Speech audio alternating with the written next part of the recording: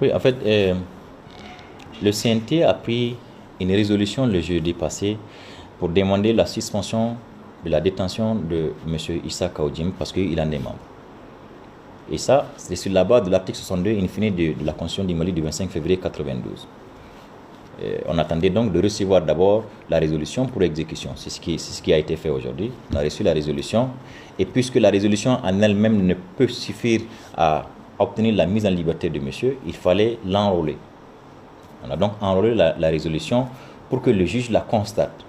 Et puis, qu'il en tire les conséquences. Et c'est ce qui a été fait. En fait, l'immunité parlementaire, c'est pour les débats à la barre de l'Assemblée. Ça ne couvre pas les faits dans la vie de tous les jours et surtout pas en flagrance. Il a été pris en flagrance, poursuivi en flagrance. Donc, son immunité ne joue pas. Son immunité est inopérante. Je crois d'ailleurs que même la résolution, elle est simplement inspirée par le fait que les gens veulent se protéger. Parce qu'ils ne sont pas sûrs qu'ils peuvent se tenir droit. Ils ne sont pas sûrs qu'ils peuvent ne pas se retrouver en porte-à-faux de la loi. Voilà pourquoi ils se disent, j'ai même entendu l'un d'entre eux qui a dit que ceux qui ont voté contre la résolution, ils ne l'ont pas fait contre Issa Kaoudim, mais contre eux-mêmes.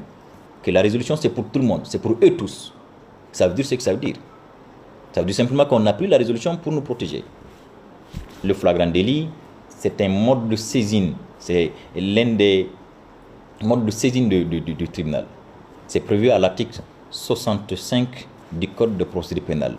Mais ce qu'ils oublient, c'est que la forme de la flagrance, elle est régie par les dispositions des articles 387 à 389 du Code de procédure pénale. Il y a des formalités substantielles à respecter absolument sous peine de nullité de la procédure.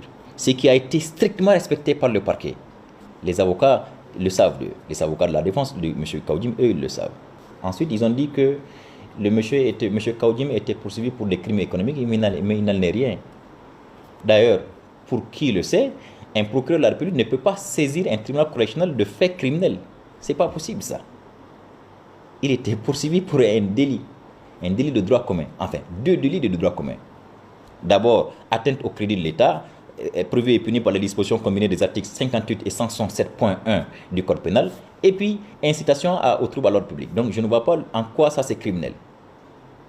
En rien. Il s'agit là, contrairement à ce qu'eux ils disent, non pas du crédit financier, mais du crédit moral, voire politique de l'État. L'article 58, par exemple, vous dit toute propagation de nouvelles tendances à porter atteinte au crédit de l'État sera puni d'un emprisonnement de 1 à 5 ans. L'article 167.1 donne plus d'assises et va jusqu'à vous dire même les établissements publics ou les établissements dans lesquels l'État a une participation, si vous portez atteinte à leur crédit, c'est aussi une atteinte au crédit de l'État. Le seul, non pas le CNT, mais qui est en mesure de censurer les préventions portées par le parquet ainsi que les articles visés par lui, c'est le juge. Point.